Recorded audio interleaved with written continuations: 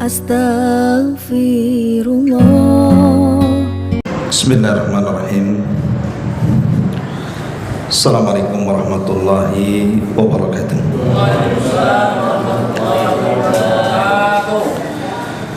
Alhamdulillah wassalatu wassalamu ala Rasulillah wa ala alihi wa sahbihi wa mawalah wa la hawla wa la quwata illa billahi wa ba'd. Alhamdulillah, segala puja dan puji hanya milik Allah subhanahu wa ta'ala. Salawat dan juga iringan salam kita hadiahkan kepada Rasul kita Nabi besar Muhammad sallallahu alaihi wa ala alihi wasallam. Pembahasan kita di malam hari ini,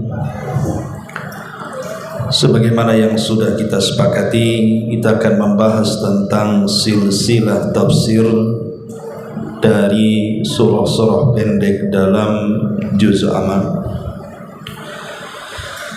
Dan kita masuk dari surat yang paling pendek yang terdapat di ujung dari pada Al-Quran, surah An-Nas. Baru nanti terus naik kepada Al-Falaq, Al-Ikhlas dan seterusnya.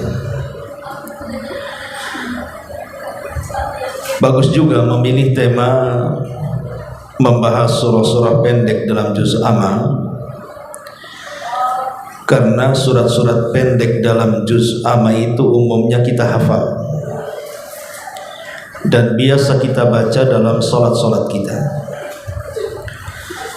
sehingga memahaminya tentu sangat membantu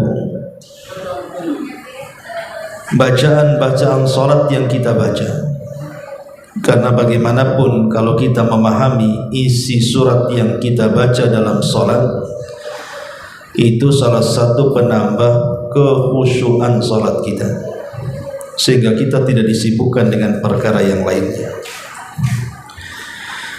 Baik, tidak memperpanjang mukaddimah, kita mulai daripada surah An-Nas. A'udzubillahi minasyaitonirrajim. Bismillahirrahmanirrahim. Qul a'udzu birabbin nas, malikin nasi, ilahin nas, min syarril waswasil khannas, alladzi yuwaswisu fi sudurin nasi minal jinnati wan nasi. Katakan ya Muhammad, aku berlindung dengan Rabb pemelihara manusia, raja bagi manusia, sesembahan bagi manusia, dari keburukan waswas yang tersembunyi, yang memberikan waswas kepada hati-hati manusia dari kalangan jin dan juga manusia. Ma'asyiral muslimin wal muslimat rahimakumullah. Surah An-Nas ini disebutkan fadilah dan keutamaannya di beberapa riwayat dalam hadis Nabi sallallahu alaihi wasallam. Di antaranya hadis yang dikeluarkan Imam Muslim dalam sahihnya dari sahabat Uqbah ibn Amir radhiyallahu an, Nabi sallallahu alaihi wasallam mengatakan, alam tara ayatin unzilat al-lailatu lam yura mithluhunna qattun. Tidakkah kalian melihat, kata Nabi, ada ayat-ayat yang diturunkan di malam ini yang tidak ada yang semisal dengan ayat ini. Kemudian Nabi SAW menyebutkan dua surat, Qul a'udzu birabbil falaq dan Qul a'udzu birabbin nas. Ulama banyak yang kemudian menyebut dua surat Qul a'udzu birabbil falaq dan An-Nas ini disebut surah Mu'awwidhataini, surat perlindungan. Sebelum dua surat ini turun, Nabi SAW terkadang berdoa dengan macam-macam doa untuk membentengi diri dari was-was daripada syaitan. Tapi setelah turunnya dua surat ini, maka Nabi SAW kemudian mengganti seluruh doa-doa dengan cukup membaca dua surat ini. Makanya kemudian dua surat ini disebut dua surat perlindungan. Apabila seorang muslim membacanya sebelum tidur, maka setan tidak mungkin mendekati dia sampai dia bangun. Berdasarkan hadis Aisyah Ummul Mukminin radhiyallahu anha, Nabi mengatakan, "Idza awa ila firashihi kulla lailatin jama'a kaffaihi fa nafatha fihima fa qara'a fihima qul huwallahu ahad, qul a'udzu birabbil falaq, qul a'udzu birabbin nas, thumma yamsah bihima mastata'a min jasadihi yabda'u bihima ala ra'sihi wa wajhi wa ma aqbala min jasadihi." Aisyah radhiyallahu anha mengatakan, Nabi kalau dia masuk kepada pembaringannya, maksudnya hendak tidur setiap malam, maka beliau kemudian meletakkan seperti ini kedua telapak tangannya, kemudian membaca 3 Qul huwallahu, Qul a'udzu birabbin nas, dan Qul a'udzu birabbil falaq. Setelah itu dia mengusap dengan tangannya sebisa dia sekujur badannya dari kepala sampai kaki. Untuk apa gunanya? Untuk menghindarkan kita dari gangguan setan selama tidur. Karena terkadang setan masuk dalam tidur kita itu kemudian membuat mimpi-mimpi yang menakutkan, ataupun sengaja kemudian mengencingi telinga kita sehingga kita lewat sholat subuh atau tidak bangun di sepertiga malam untuk tahajud. Karena ketika setan itu datang kepada kita setiap kita hendak tidur, maka dia akan mengikat di tengkuk kita 3 ikatan. Ikatan-ikatan inilah yang membuat kita malas bangun. Makanya kalau kita membaca 3 Qul sebelum tidur, maka itu salah satu daripada perlindungan kita dari godaan syaitan. Ma'asyiral muslimin wal muslimat rahimani wa rahimakumullah. Dan banyak lagi keistimewaan daripada surah Qul a'udzu birabbin nas ini. Adapun asbab nuzulnya, kenapa surat ini sampai turun? Al-Imam Al-Baihaqi menyebutkan dalam kitabnya Dalaili An-Nubuwah. Jadi Nabi SAW satu hari dia terkena sihir oleh sihir seorang keturunan Yahudi, namanya Labid ibn A'sam. Karena orang-orang Yahudi itu dari zaman ke zaman, sejak zaman Bani Israel, mereka suka membunuh para nabi. Dan itu dikatakan dalam Al-Quran, yaqtulunal anbiya bighairi haq. Mereka suka membunuh para nabi tanpa alasan. Lihat Zakaria dipenggal lehernya oleh siapa? Yahudi. Kemudian Nabi Yahya juga sama, dibunuh orang Yahudi. Bahkan kalau Isa tidak diangkat ke langit, tentu dia pun menjadi sasaran pembunuhan Yahudi. Lah Nabi SAW juga sama, berkali-kali ujian pembunuhan ketika Rasul hijrah dari Mekah ke Madinah, namun selalu gagal. Lah salah satu rencana Yahudi membunuh Rasul adalah dengan cara menyihir beliau, karena orang-orang Yahudi terkenal sihirnya. Tetapi setiap kali menyihir Rasul gagal, karena Allah melindungi Nabi SAW sampai satu hari mereka mendengar ada satu keluarga memiliki keahlian sihir yang luar biasa. yang kalau menyihir jarang gagal. Itulah keluarga Labid ibn A'sam, keluarga penyihir. Maka para pembesar Yahudi datang kepada Labid ibn A'sam, kemudian melakukan transaksi.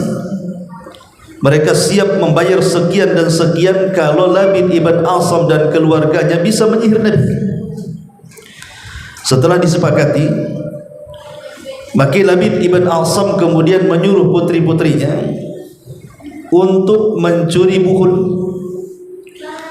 Maka mereka pun berpura-pura bertamu ke rumah Nabi SAW, kemudian mengambil sisir Nabi yang kebetulan ketika itu terbalut ada 11 ikat rambut Nabi SAW yang terlilit dalam sisir itu.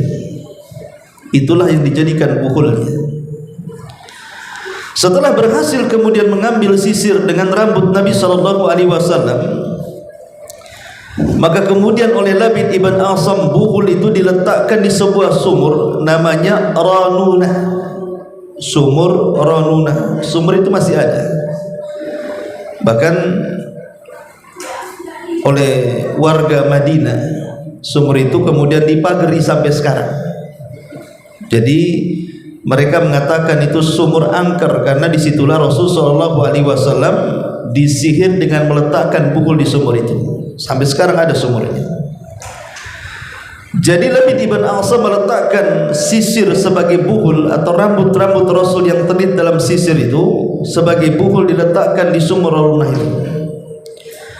Maka mulailah kemudian Labid ibn A'sam beraksi dengan mantra-mantra syaitannya. Subhanallah, rupanya sihir itu berpengaruh kepada Nabi. Tapi ingat, berpengaruh kepada fisik Nabi, tapi tidak berpengaruh kepada wahyunya. Hanya fisiknya saja. Wahyu tidak berpengaruh. Rasul tidak jadi gila ataupun hilang akal gara-gara disihir, tidak. Cuman fisiknya melemah. Dan itu terjadi sampai 6 bulan. Jadi pengaruh sihir Labid bin A'sam itu terjadi sampai 6 bulan lamanya. Sampai Aisyah radhiyallahu anha curiga dengan kondisi Nabi SAW. Kemudian Aisyah menyarankan, bagaimana kalau seandainya engkau wahai Muhammad suamiku meminta fatwa kepada Allah, mungkin kondisimu akan membaik. Maka setelah kemudian mendapatkan ide daripada Ummul Mukminin Aisyah radhiyallahu anha agar Nabi SAW meminta fatwa kepada Allah Subhanahu wa taala, maka di malam itu ba'da Isya Nabi terus melaksanakan salat, berdoa dan bermunajat kepada Allah Subhanahu wa taala, kira-kira apa yang terjadi dengan fisiknya. Akhirnya kemudian Rasul sallallahu alaihi wasallam beribadah terus sepanjang malam sampai mendekati waktu fajar. Entah kenapa mendekati waktu fajar Nabi sallallahu alaihi wasallam sempat tertidur sebentar. Saat tertidur itulah turun malaikat Jibril dan satu malaikat lainnya.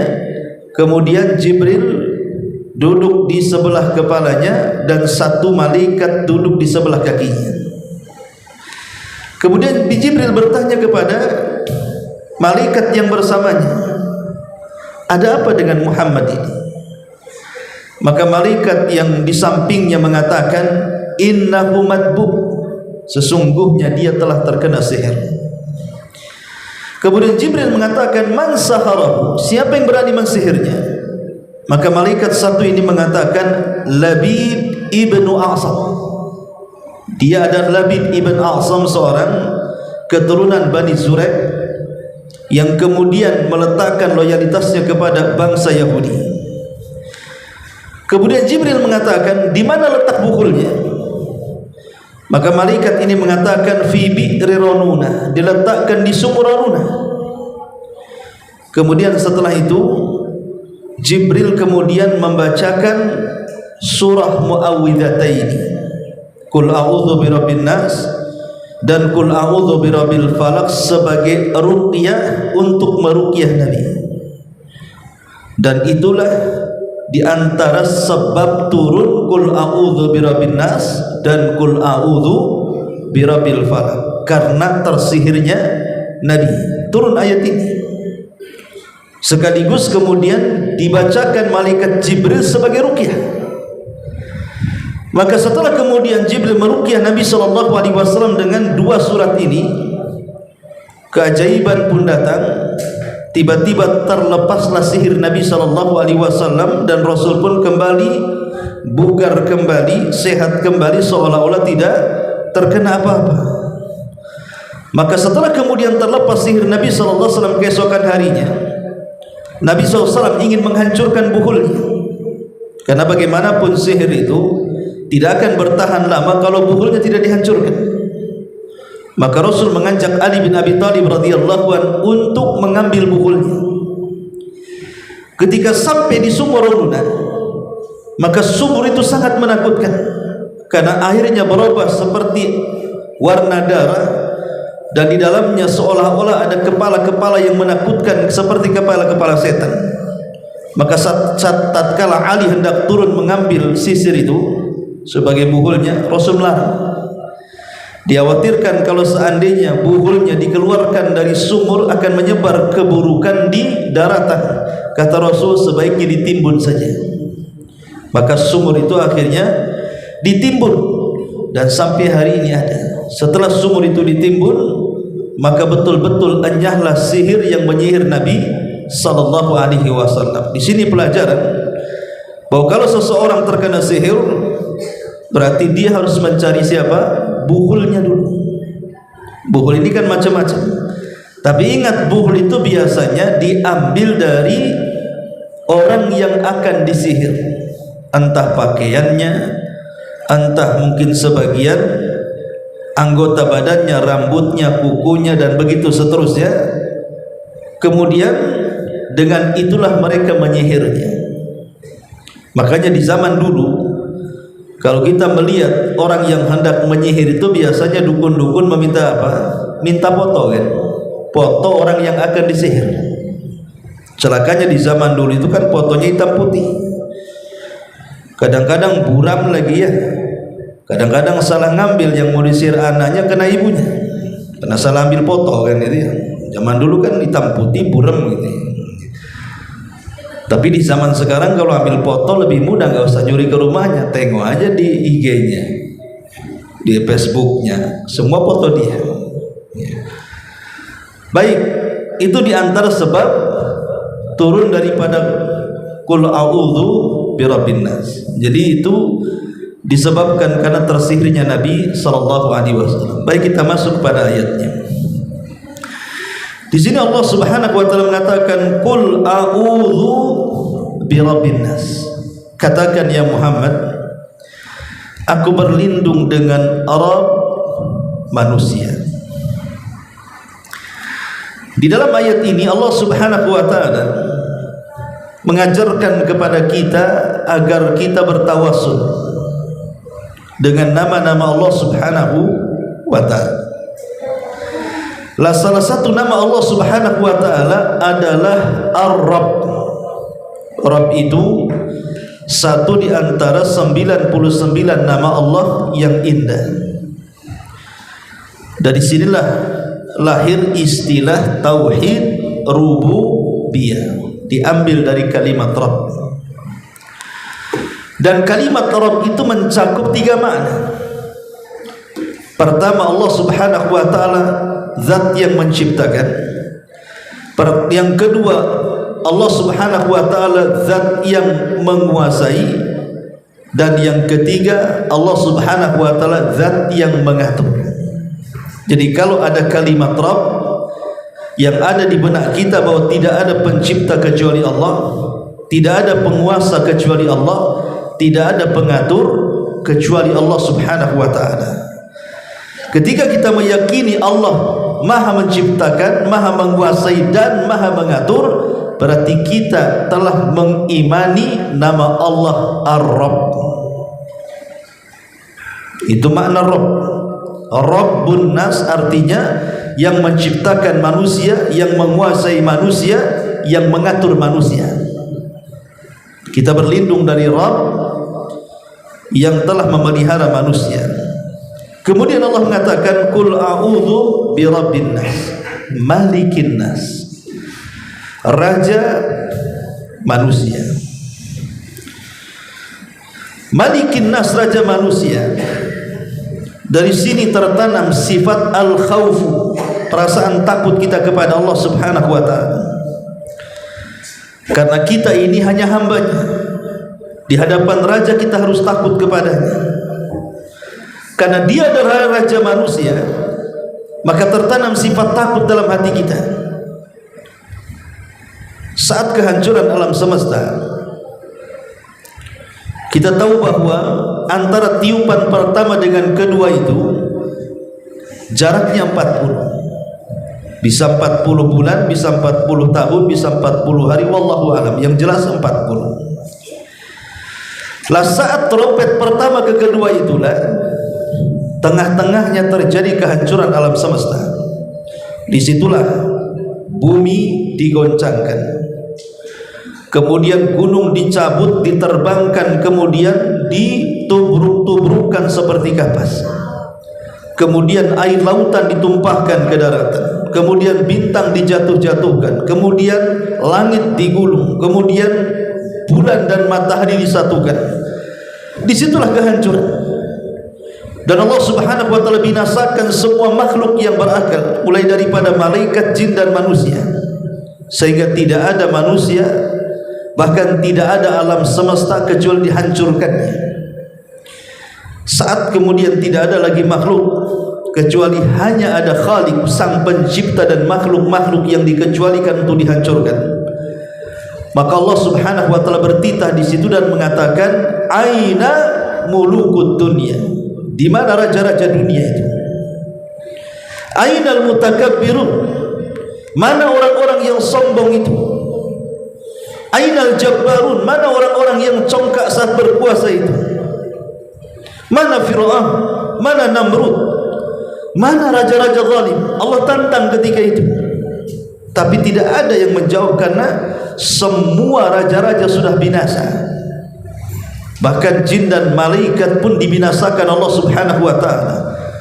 Yang ada hanya Allah sendirian yang berteriak, aina mulukud dunya, ainal mutakabbirun, ainal jabbarun. Di mana raja-raja dunia? Di mana orang-orang yang sombong dan congkak itu? Tidak ada yang jawab.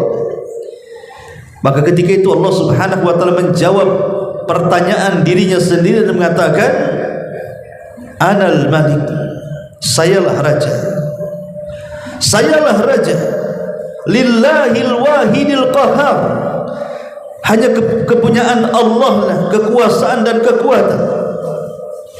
Itulah makna daripada malikin nas, bahwa dia adalah raja bagi manusia, bahkan raja bagi seluruh alam semesta. Makanya kalau kita mendengar istilah raja, tertanam sifat al-khawfu, rasa takut yang mendalam pada hati kita. Malikin nas. Kemudian yang ketiga Allah mengatakan ilahin nas, sesembahan manusia. Setelah Allah Subhanahu wa taala memukaddimahi dengan dua nama Allah Subhanahu wa taala, Rabb dan juga Malik, maka Allah Subhanahu wa taala pertegas dengan kalimat ilah. Ilah itu artinya zat yang maha berhak untuk disembah. Kenapa kemudian Allah Subhanahu wa taala mendahulukan kalimat rububiyah Rabb kemudian bicara soal uluhiyah? Karena kalau orang sudah meyakini Allah itu Rabb, maka sudah seharusnya dia meyakini Allah itu ilah. Lebih mudahnya begini, kalau kita sudah meyakini bahwa tidak ada yang menciptakan Allah kecuali Allah, tidak ada yang mengatur kecuali Allah, tidak ada yang menguasai kecuali Allah, tidak ada yang menghidupkan dan mematikan kecuali Allah, tidak ada raja kecuali Allah Subhanahu wa taala, berarti zat yang seperti itu layak disembah, layak disembah. Makanya Allah mengatakan ilahin nas, dialah sesembahan manusia. Karena zat yang tidak bisa menciptakan tidak layak disembah, zat yang tidak sanggup mengatur tidak layak disembah. Zat yang tidak sanggup menguasai tidak layak disembah. Lalu siapa zat yang layak disembah? Dialah yang sanggup menciptakan alam semesta, mengatur alam semesta, dan menguasai alam semesta dengan menghidupkan, mematikan, memberikan rizki dan sebagainya. Maka sudah layak dia menjadi sesembahan manusia. Ilahin nas. Berarti di sini ada 3 nama Allah Subhanahu wa taala. Pertama Ar-Rabb, yang kedua Al-Malik, yang ketiga Al-Ilah. Ilahin nas. Kita berlindung, bertawassul dengan 3 nama Allah Subhanahu wa taala. Kenapa begitu kuatnya kita bertawassul dengan 3 nama Allah ini? Karena yang dihadapi itu bukan musuh biasa, musuh yang sangat kuat, yang luar biasa. Berbeda dengan surah Al-Falaq. Surah Al-Falaq itu kita disuruh berlindung kepada 1 nama Allah saja, Rabbul Falaq. Qul a'udzu bi rabbil falaq. Aku berlindung dengan Rabb pemilik falak. Kenapa berlindung dengan 1 nama Allah? Karena musuhnya sekalipun banyak, ada 4, tapi musuhnya tidak lebih berat dibandingkan musuh yang ada dalam Suratun Nas. Sehingga meminta perlindungan kepada Allah harus lebih lagi. Ibaratnya kalau seandainya musuh kita banyak, tentu persiapan kita harus kuat. Tapi kalau musuhnya ringan, ya persiapannya juga biasa-biasa saja. Lah, musuh dalam surah Al-Falaq itu tidak seberat musuh dalam Suratun Nas. Makanya cukup berlindung dengan 1 nama saja. Tapi dalam An-Nas ini musuhnya berat. Makanya berlindung dengan 3 nama, supaya kita betul-betul mendapatkan perlindungan Allah Subhanahu wa taala. Apa musuhnya? Musuhnya tidak jauh daripada badan kita. Kalau dalam Suratul Falaq itu semua musuhnya di luar, jauh dari badan kita. Tapi dalam Suratun Nas itu musuhnya melekat pada badan kita, tidak bisa dihilangkan, hanya bisa ditundukkan saja. Kalau musuh dalam Suratul Al-Falaq bisa kita hilangkan, bisa kita musnahkan. Tapi musuh dalam Suratun Nas itu tidak bisa kita hilangkan, tidak bisa kita musnahkan, hanya bisa ditekan saja, hanya bisa ditundukkan saja. Apa musuhnya? Allah Subhanahu wa taala mengatakan, min syarril waswasil khannas alladzi waswisu fi sudurin nas. Dari keburukan waswas yang tersembunyi, yang memberikan waswas kepada hati-hati manusia, itulah yang disebut dengan hawa nafsu namanya. Jadi musuh dalam Qul a'udzu birabbin nas ini bicara soal hawa nafsu. Itulah musuh kita. Lah, hawa nafsu itu tidak bisa dihilangkan. Karena Allah Subhanahu wa taala letakkan hawa nafsu itu di setiap jantung manusia. Kalau seandainya kita hilangkan jantung kita, mati kita. Kita tidak mungkin menghilangkan jantung kita. Yang ada hanya menekan jantung kita supaya hawa nafsu ini tidak merajalela. Lah, inilah yang kemudian menjadikan setiap manusia itu berbuat jahat, karena dorongan waswas hawa nafsu yang memerintahkan kepada keburukan. Allah Subhanahu wa taala berfirman, inna nafsa la ammaratun bisu. Sesungguhnya jiwa ini terkadang memerintahkan manusia untuk melakukan keburukan. Dan tidaklah jiwa manusia itu memerintahkan kepada keburukan kecuali karena ada was-was yang ada dalam dada kita. Siapa yang ngasih was-was? Syaitan, yang disebut dengan qarin. Setiap manusia punya qarin, dan itu tidak mungkin lepas dari badan kita kecuali setelah kematian kita. Kalau kita masih hidup, sejak kita dilahirkan sampai kita diwafatkan, maka qarin itu tidak mungkin lepas dari badan kita. Makanya saat Aisyah radhiyallahu anha cemburu dengan Nabi sallallahu alaihi wasallam gara-gara di satu malam giliran beliau, Rasul keluar. Disangkanya Rasul akan berpindah kepada madunya, padahal Rasul sedang menziarahi kuburan Baqi di malam hari. Kemudian setelah Nabi SAW pulang dari Baqi, Aisyah yang membuntuti Rasul ketakutan langsung pulang duluan, pura-pura tidur, kemudian pura-pura berselimut. Tapi yang namanya orang berlari, nafasnya pasti tidak mungkin hilang. Orang baru lari masuk kamar tidur, dikasih selimut, Rasul datang, ya nafasnya nggak bisa disembunyikan, ngos-ngosannya kan. Makanya Rasul mengatakan, ya Aisyah, ceritakan apa yang terjadi atau Allah memberitahu. Aisyah radhiyallahu anha ya bercerita, aku kira kau datang ke istri-istrimu yang lainnya, wanita cemburu biasa. Kata Nabi SAW, ada apa dengan syaitanmu wahai Aisyah? Ada apa dengan setanmu? Maksudnya bukan Aisyah setan, ada apa dengan qarinmu itu? Kata Aisyah, apakah setiap orang ada setannya wahai Rasul? Kata Rasul, ya. Termasuk anda wahai Rasul? Kata Rasul, ya. Tetapi setan yang ada pada diriku sudah kutundukkan. Ada yang mengatakan sudah kujadikan dia Islam, ada yang mengatakan sudah kutundukkan, maksudnya tidak bisa macam-macam. Dari hadis ini menunjukkan bahwa setiap manusia itu ada setannya. Itu yang disebut dengan qarin. Qarin inilah yang kemudian mengompor-ngompori hawa nafsu kita ini supaya berbuat jahat. Itu yang disebut dengan waswasil khannas. Qarin yang tersembunyi, yang memberikan was-was kepada jiwa kita itu untuk berbuat jahat. Maka hawa nafsu akhirnya menciptakan keburukan dan memerintahkan untuk melakukan keburukan. Ma'asyiral muslimin wal muslimat rahimani wa rahimakumullah. Lah, kita tahu bahwa waswas syaitan ini disebutkan oleh para ulama banyak sekali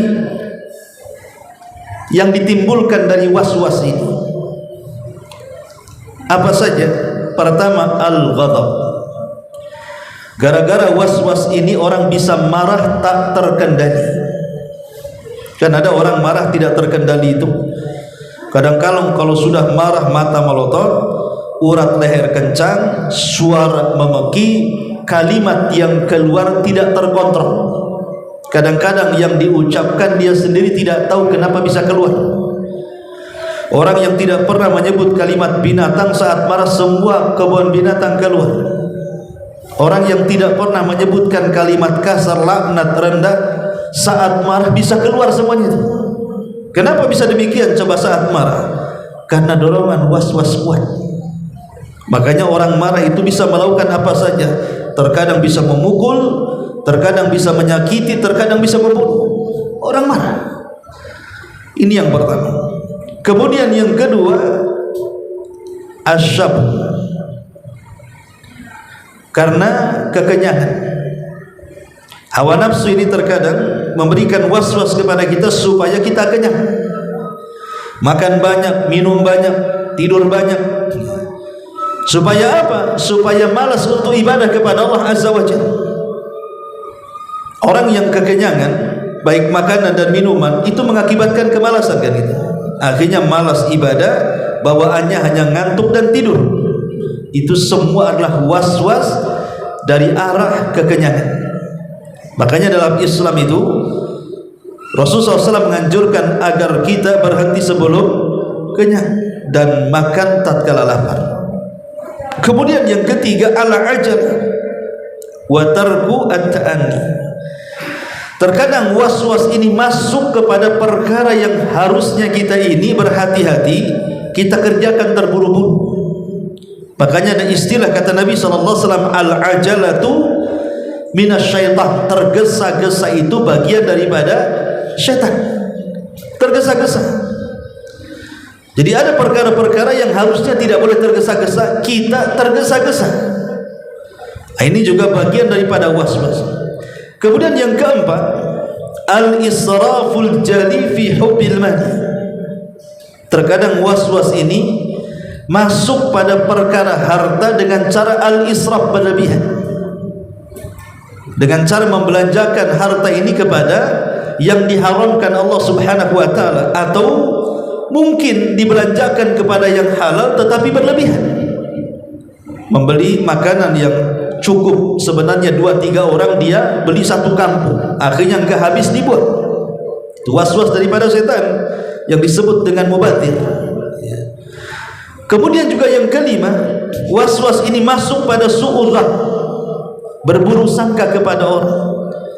Pemanya dagangannya hancur, dagangannya kurang laris, mulai setan datang ngasih was-was. Jangan-jangan tokomu disihir sama orang sebelah. Mulai ngasih buruk sangka tuh. Jangan-jangan orang sebelah rame, kok saya kok sepi. Jangan-jangan dia pula yang sihir toko saya.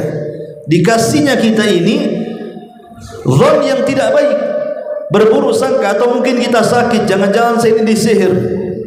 Ya, jangan-jangan saya disihir, saya tahu yang nyihir itu. Karena selama ini dia nggak baik dengan saya, jangan-jangan dia pula. Ya. Jadi setan ini masuk pada su'udzan. Itu bentuk was-was itu. Ini juga yang kelima. Kemudian yang keenam, umumul jawari. Umum al-jawari masuk kepada keumuman anggota badan kita. Entah masuk ke mata, akhirnya memandang sepandang-pandangnya, masuk ke telinga, akhirnya mendengar sedengar-dengarnya, masuk ke lisan, akhirnya bicara seomong-omongnya, masuk ke kaki, akhirnya selangkah-langkahnya, tanpa mempertimbangkan ini halal, ini haram, dan begitu seterusnya. Maka ini juga bagian daripada was-was. Bahkan Imam Ibnul Qayyim rahimahullah ta'ala, lebih daripada itu, was-was itu juga masuk pada 6 perkara. Kata Imam Ibnul Qayyim, was-was itu masuk pada 6 perkara. Yang paling tinggi memberikan was-was supaya kita meninggalkan agama kita. Disuruhnya kita kufur, disuruhnya kita melakukan kekufuran dan kesyirikan supaya kita keluar dari Islam. Tapi kalau seandainya kita tahan dengan keimanan kita, maka syaitan pun akan menurunkan tensinya, maka akan memberikan was-was yang di bawah itu. Dengan cara apa? Dengan cara dibuatnya kita ini melakukan hal-hal yang tidak ada syariatnya. Disuruhnya kita berlaku sesuatu yang menyelisih sunnah, yang Rasul tidak lakukan, kita lakukan, supaya amal kita ditolak. Tapi kalau kita sudah mengaji, sudah kenal sunnah, akhirnya setan sudah putus asa, karena kita senantiasa istiqomah dengan Al-Quran dan sunnah, maka setan akan menurunkan tensi. Oke, boleh jadi mungkin dia di atas sunnah istiqomah, saya akan buat dia melakukan dosa besar. Mungkin dia masih belum bisa lepas dari zina, mungkin belum bisa lepas daripada judi, daripada mabuk, daripada gibah, daripada dusta, dan begitu seterusnya. Ya, dia orang sunnah tapi gibahnya naudzubillah. Dia orang sunnah tetapi ngibulin orangnya luar biasa.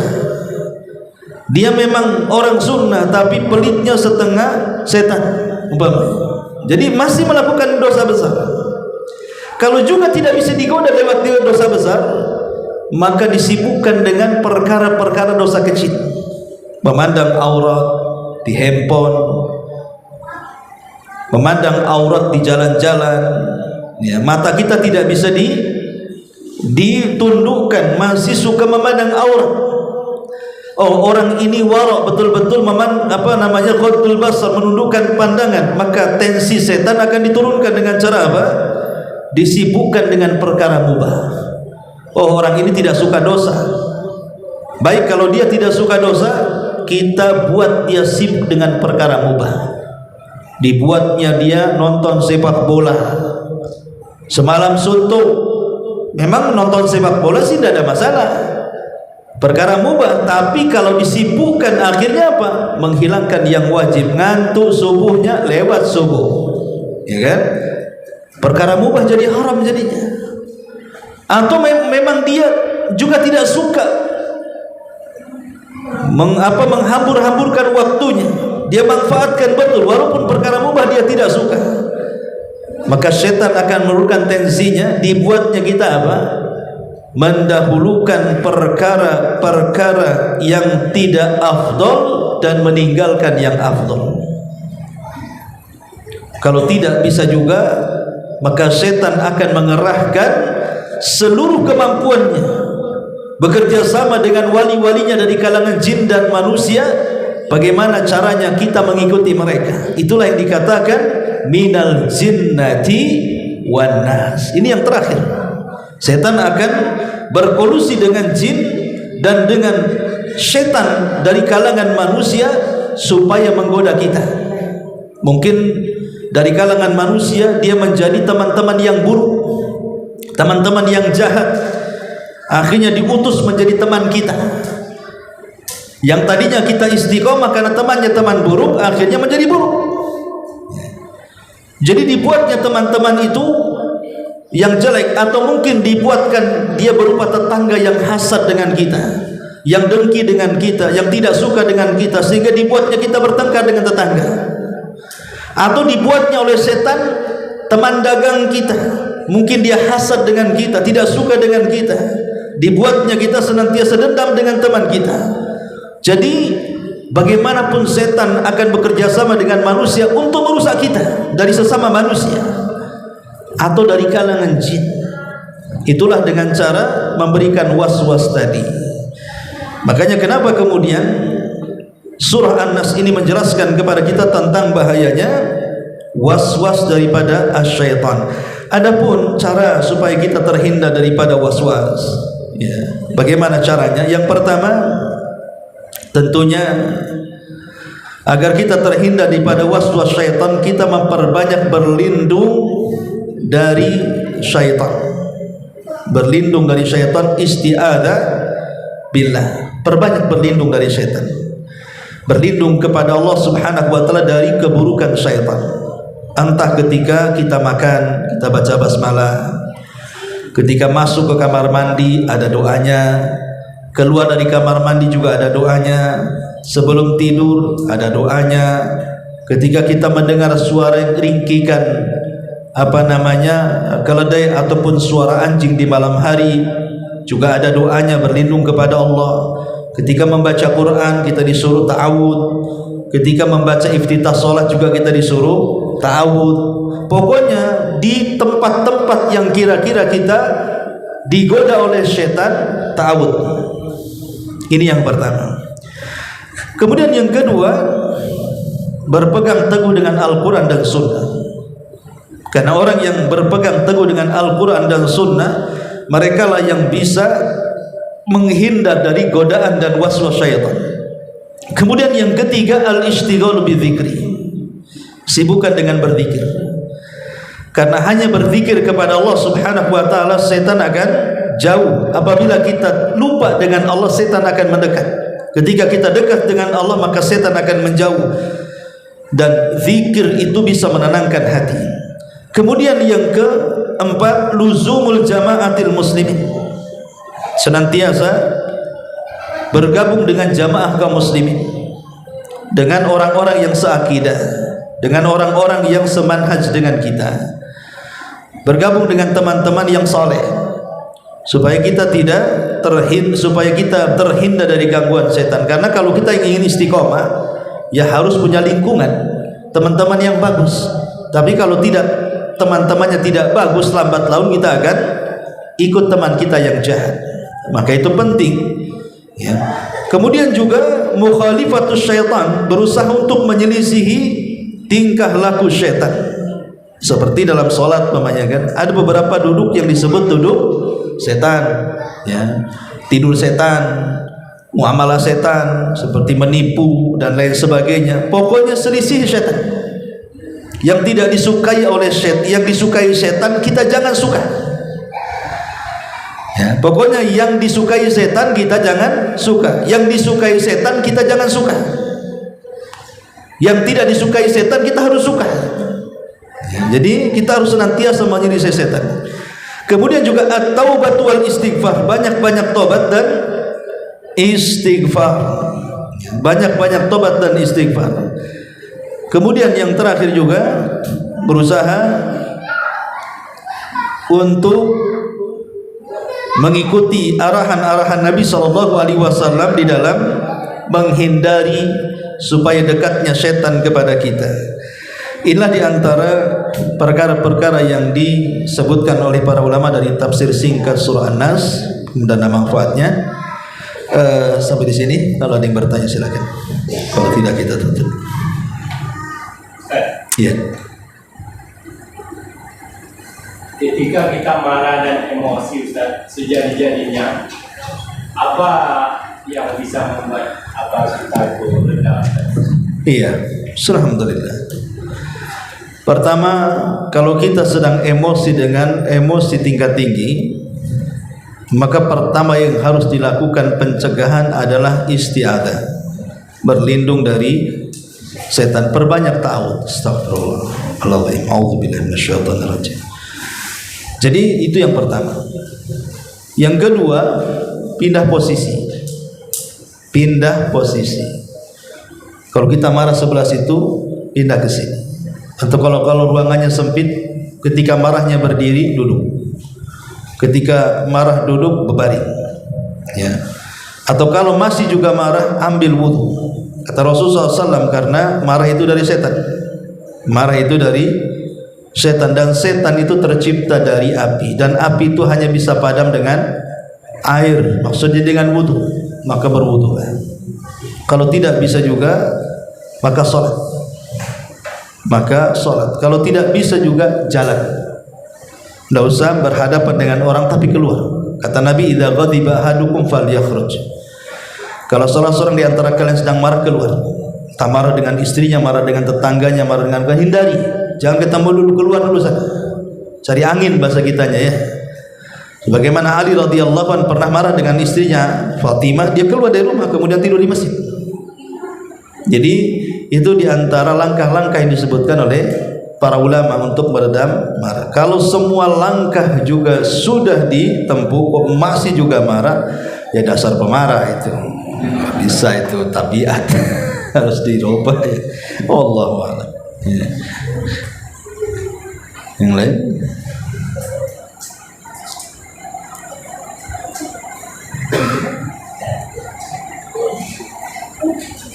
Ya. Kalau tidak ada,